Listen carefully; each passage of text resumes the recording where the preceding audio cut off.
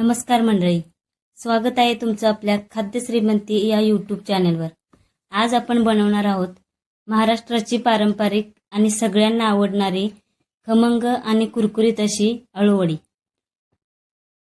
पिठाचं योग्य प्रमाण, रोल बनवण्याची योग्य पद्धत अशा काही छोट्या टिप्स यामध्ये सांगितल्या आहेत, त्यामुळे व्हिडिओ शेवटपर्यंत नक्की बघा। चला तर मग वेळ न घालवता त्यासाठी लागणारं साहित्य पाहूया। इथे मी 8 ते 10 पानं हिरव्या गडद रंगाचे आणि जाडसर अशी अळूची घेतली आहेत। 300 ग्रॅम बेसन पीठ, अर्धी वाटी तांदळाचे पीठ, आलं लसूण मिरचीचा ठेचा, जिरा पावडर, धना पावडर, ओवा, मीठ, पांढरे तीळ, हळद, चिंच गुळाची चटणी, कोथिंबीर आणि तेल। सगळ्यात पहिल्यांदा आपण अळूच्या पानांचे देठ कापून घेणार आहोत। त्याचा हा जाडसर जो भाग आहे तो सुद्धा सुरीने हलक्या हाताने काढून घ्यायचा आहे। आता लाटण्याने थोडंसं लाटून घ्यायचं आहे, म्हणजे आपण जेव्हा रोल बनवतो तेव्हा रोल व्यवस्थित होतो, खोलत नाही। ही अळूची पाने मी मिठाच्या पाण्यात स्वच्छ धुवून घेतले आहेत। आता सगळ्या पानांचे देठ काढून झालेले आहेत, व्यवस्थित ते लाटून घ्यायचे आहेत। आता आपण पीठ भिजवून घेऊया। इथे मी बेसन पीठ घेतलं आहे, त्याच्यामध्ये अळूवडी कुरकुरीत होण्यासाठी तांदळाचं पीठ टाकायचं आहे। तुम्ही ज्वारीचं टाकलं तरी सुद्धा चालेल। आलं लसूण मिरचीचा ठेचा टाकून घ्यायचा आहे। तुम्हाला आवडत असेल तर लाल तिखट सुद्धा टाकू शकता। थोडीशी जिरा पावडर, धना पावडर टाकून घ्यायचे आहे। ओवा टाकून घ्यायचा आहे। ओवा पचनाला चांगला असतो, त्याच्यामुळे अळूवडीत नक्की टाका। मीठ चवीपुरतं टाकून घ्यायचं आहे। इथे पांढरे तीळ टाकायचे आहेत, त्याच्यामुळे आपली वडी दिसायला छान दिसते आणि चवही छान लागते। थोडीशी हळद टाकायची आहे। आता अळूवडीला थोडीशी खाज असते, त्याच्यामुळे चिंच गुळाची चटणी टाकून घ्यायची आहे। बारीक चिरलेली कोथिंबीर टाकून घ्यायची आहे। आता ही सगळी जिन्नस असेच पिठामध्ये व्यवस्थित मिक्स करून घ्यायचे आहेत, म्हणजे ते व्यवस्थित मिक्स होतात। आता थोडं थोडं पाणी टाकून हे पीठ, जसं भाज्याला पीठ भिजवतो तसं हे भिजवून घ्यायचं आहे। जास्त पातळ करायचं नाही किंवा जास्त घट्ट सुद्धा ठेवायचं नाही, व्यवस्थित मिक्स करून घ्यायचं आहे। आता आपण बघतोय इथे व्यवस्थित पीठ भिजवून झालेलं आहे। आता आपण अळूच्या पानांना लावून घेऊया पीठ।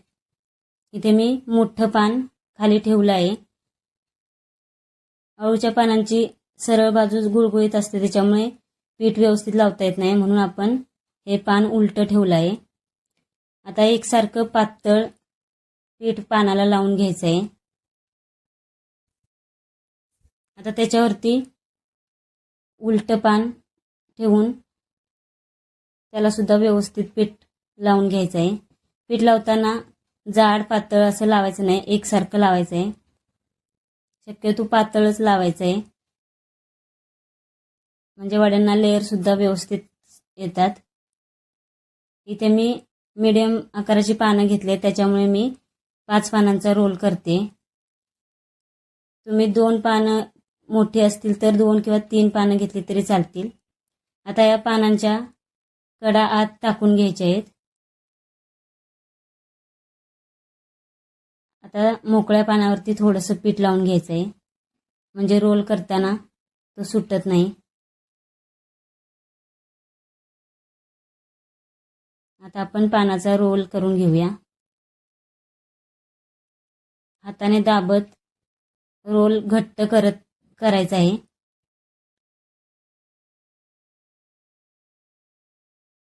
म्हणजे तो सुटत नाही, व्यवस्थित चिटकून राहतो। हे अशा पद्धतीने रोल तयार करायचा आहे। त्याला थोडंसं पीठ लावून घ्यायचं आहे।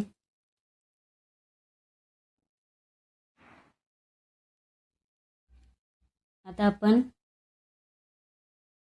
इथे उकडीची चाळण घेतली आहे, त्याला मी थोडंसं तेल लावून घेतलं आहे।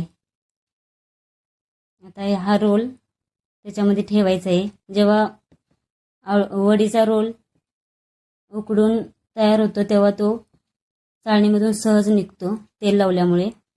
आता याच पद्धतीने आपण दुसरा रोल तयार करून घेतला आहे, तो सुद्धा चाळणीत ठेवायचा आहे।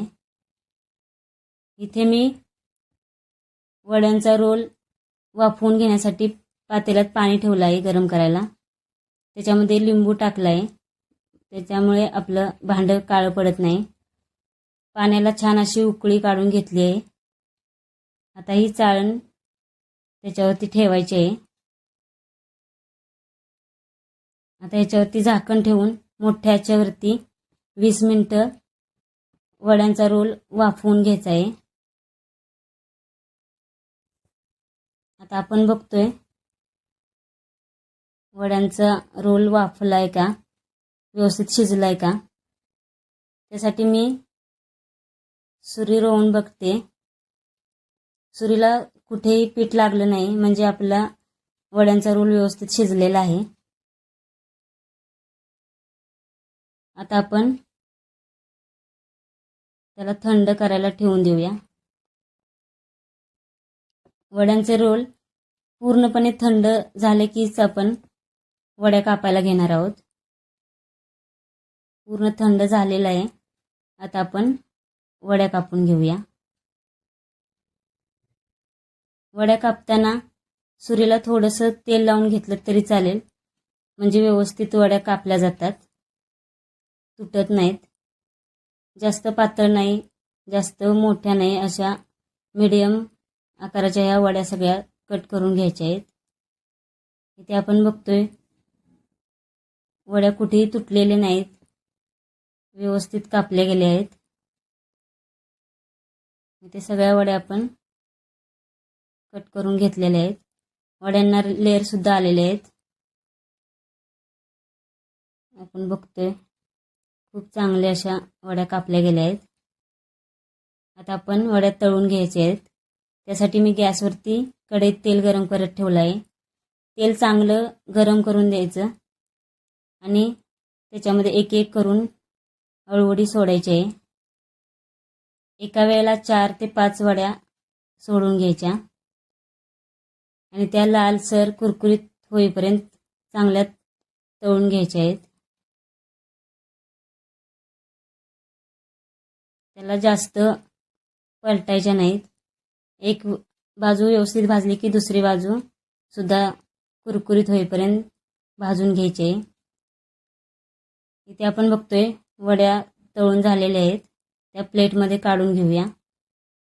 इथे मी प्लेटमध्ये टिश्यू पेपर टाकला आहे, जेणेकरून जास्तीचं तेल टिश्यू पेपर शोषून घेईल आणि वड्या तेलकट होणार नाहीत। आता आपण दुसऱ्या सुद्धा वड्या याच प्रकारे तळून घेऊया। इथे आपण बघतोय दुसऱ्या वड्या सुद्धा व्यवस्थित तळल्या गेल्या आहेत। पिठामध्ये जे आपण पांढरे तीळ टाकलेले आहेत ते वड्यांवरती खूप छान दिसतायत। कुरकुरीत अशा या वड्या तयार झालेल्या आहेत।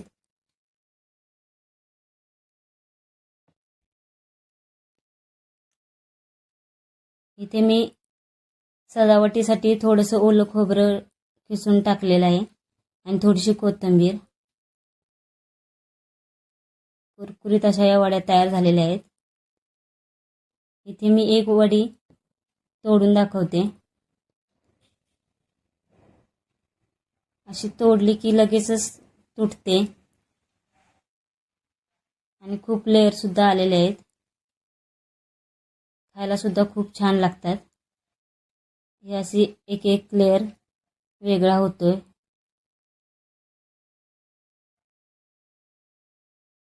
नमस्कार मंडळी, आजची ही अळूवडीची रेसिपी तुम्ही घरी नक्की करून बघा। तुमची अळूवडी कशी झाली हे आम्हाला कमेंट करून सांगा। व्हिडिओ आवडला असेल तर लाईक करा, शेअर करा आणि खाद्य श्रीमंती परिवाराचा भाग बनण्यासाठी चॅनल सबस्क्राईब करायला विसरू नका. तोपर्यंत चव जपा, परंपरा जपा आणि घरगुती पदार्थांवर प्रेम करत राहा. आपण पुन्हा भेटूया एका नवीन रेसिपी सोबत. तोपर्यंत धन्यवाद.